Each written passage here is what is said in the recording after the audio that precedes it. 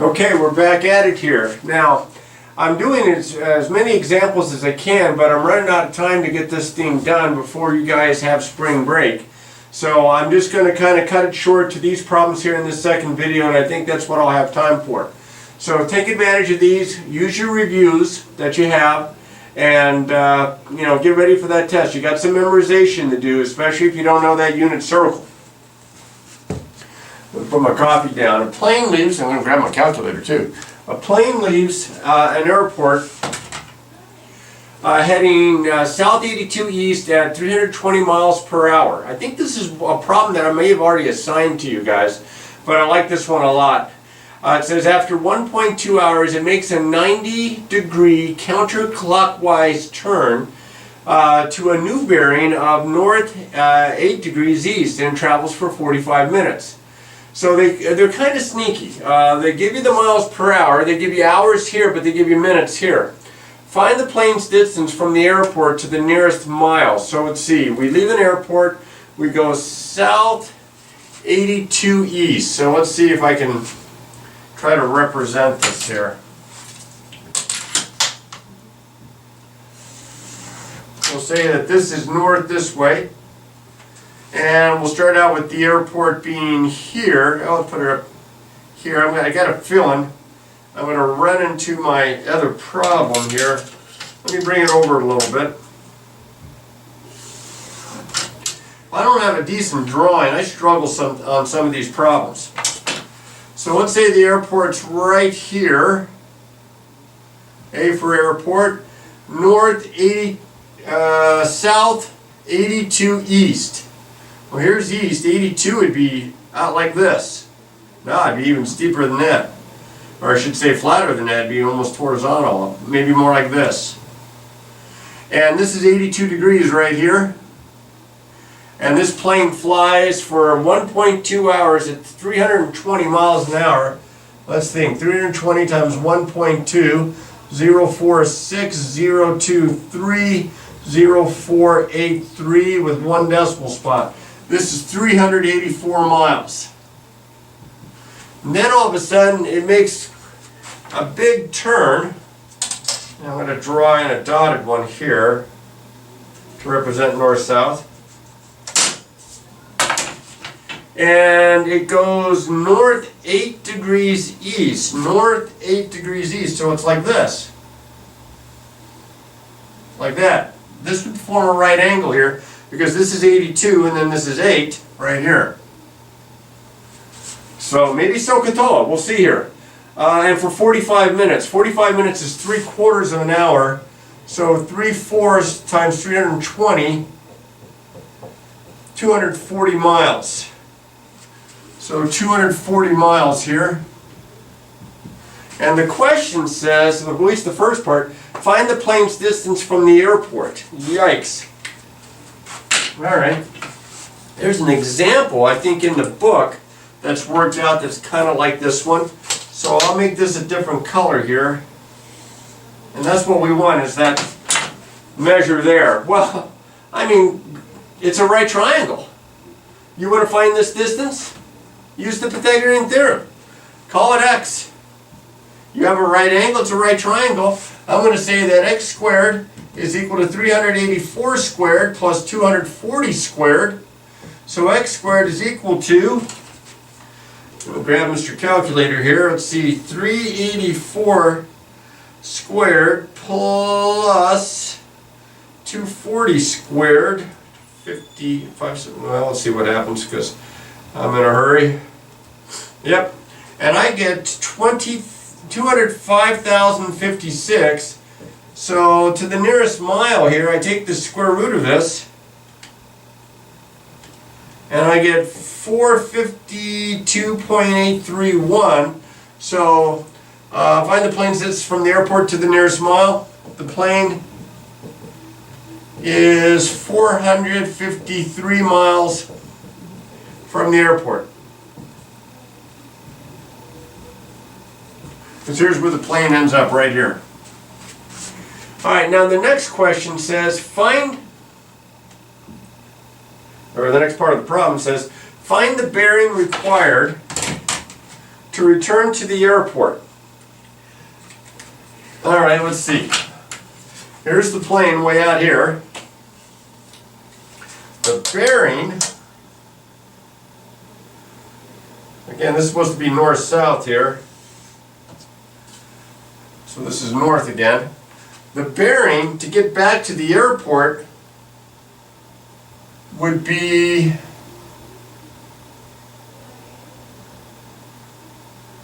well, it would be this angle I would need right there. Well, I can get one of those angles easy enough. I'm not too sure about the other angle here. Oh, yes, I can. Look at this.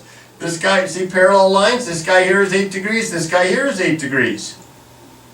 So I just need to find this angle. Call it alpha.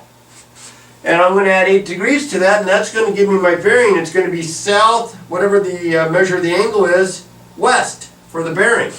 So I can use SOHCAHTOA. In fact, look right here. If I call this alpha, would you agree that the tangent of alpha is equal to the opposite over the adjacent? So that's 384 over 240. I want my answer in degrees. Am I in degrees? Yes, I am. Clear. So let's go 380, or the inverse tangent of 384 divided by 240. I get almost 56 degrees, almost 58 degrees, 57.99. There you go. Well, there it is again. There's some kind of reflection here. Oh, it's the camera reflection. There, I got it.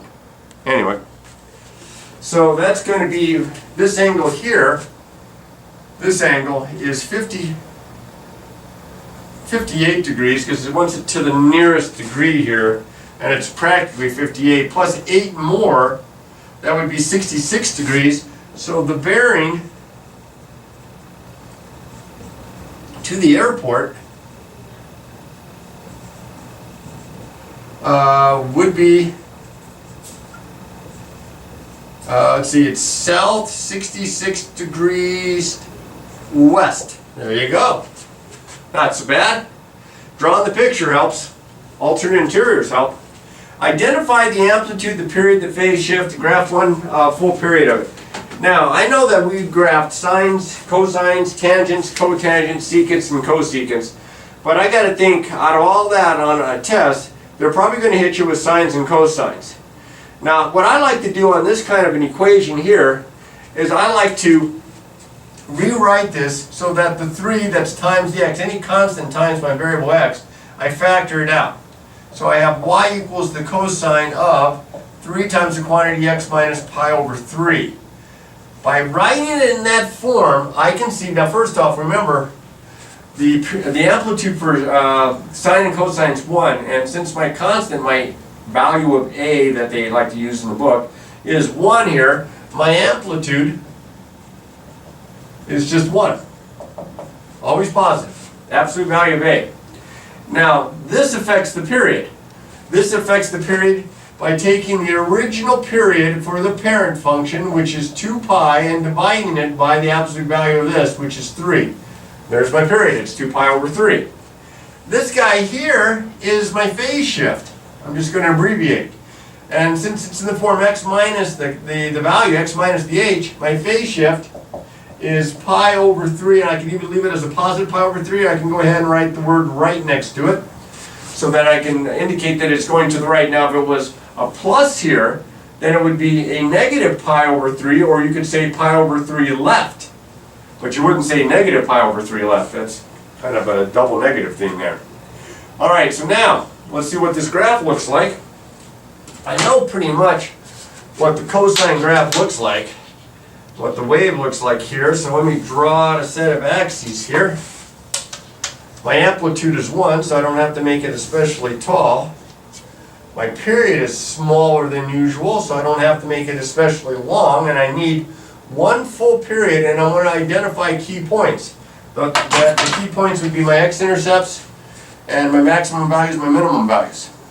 So, let's see. Period is 2 pi over 3. Why don't we do 1, 2, 3, we'll do 4 inches, 4 inches there. There's another 4, although I don't think I'm going to need this stuff here. And we'll say that this is pi over 3. And then we'll say that, we'll do this. We'll say that this is 1 and that this is negative 1 down here. Alright, so cosine goes through 0,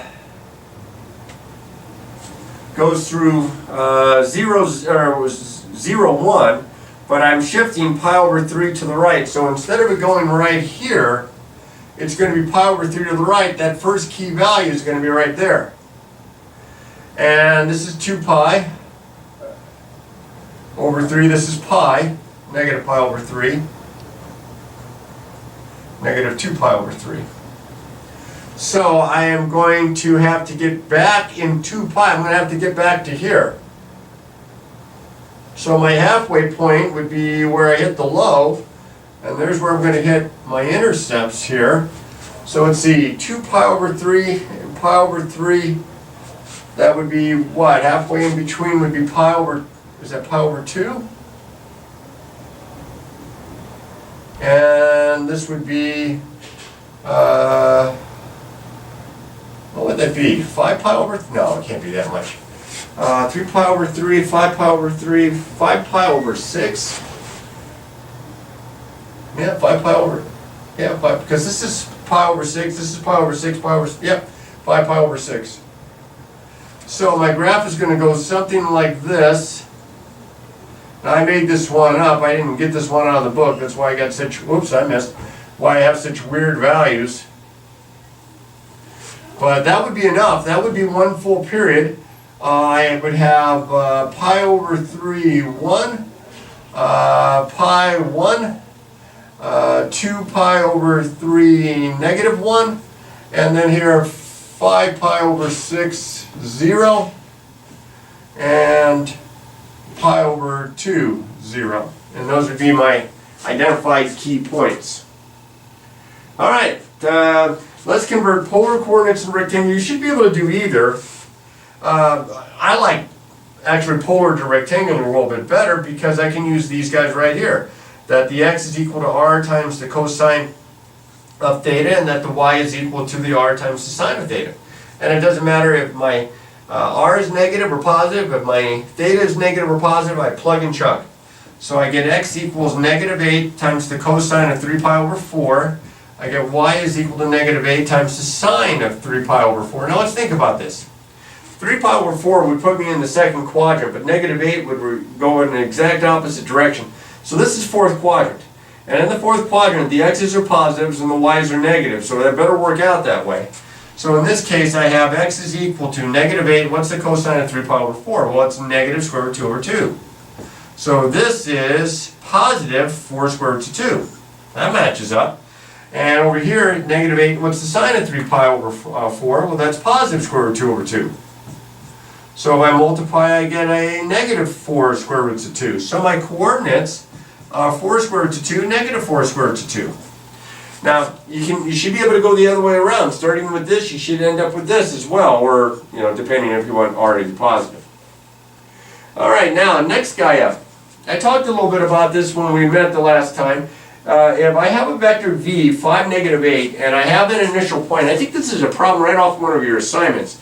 An initial point of negative 1, negative 7. What's the terminal point for vector v? So let's say that the terminal point is AB or XY or whatever you want to call it. The vector, which is 5, negative 8, is equal to tip minus tail. The tip is the terminal point, which I'm going to call AB. The tail is the initial point, which is negative 1, negative 7. So over here I have A minus, actually, if I start to subtract, I'm going to get component form. I'm going to have A minus a negative 1, B minus a negative 7, and it equals 5, negative 8. That means A plus 1 is equal to 5, and B plus 7 is equal to negative 8. So A is 4, and B is negative 15. Oops, 15. So the point in question would be 4, negative 15, and that would be your terminal point. All right, now, I really ran out of space here. There are so many things you could ask about with conics. You could ask about specific information, vertices, foci, directrix, well, more things that I could think of, let alone the graph. But in this case, I ran out of space, so we're just going to identify the conics based on the equation. Now, this one should just be screaming at you. Notice here, it's in perfect form. It is center 0, 0. Notice the plus sign. This is an ellipse. You can't go wrong here. Now, if that was a minus sign, then it would be a hyperbola. This guy, he's also pretty obvious. See how the x is squared, but the y isn't? The only one that looks like that's a parabola. So if I was to add 4, just to see what's going on here, I would have x plus 2 quantity squared equals 4y. You should definitely see that this is a parabola. In fact, the parabola here has, if I can spell parabola, has vertex at -2, 0. This thing would open upward and would be kind of wide. This is the only guy that's kind of disguised, and he isn't that disguised at all. Look at the x squared and the y squared. They have different signs. Hyperbola. They have different signs, hyperbola. This is going to be a hyperbola. Now, if they have the same signs, if they're both positive or both negative, then it's either an ellipse or it's a circle. It's an ellipse if these numbers are different. It's a circle if these numbers are the same. If this was a positive 25 here, this is a circle. If this was a positive, I don't know, 4, this is an ellipse. But because these have opposite signs here, I am very sure that this guy here is going to be a hyperbola. You say, well, that doesn't save you a lot of work. Well, they're probably not just going to ask you if it's a hyperbola or not. They're going to ask you to find, like, the center or something. I'm going to go ahead and I'm going to complete the square. I'm going to write 25y squared minus 50y minus 9x squared plus 72x is equal to 731. I'm going to factor 25 out. That would leave y squared minus 2y. I'll leave some space. I'm going to factor -9 out. That would leave x squared minus 8x.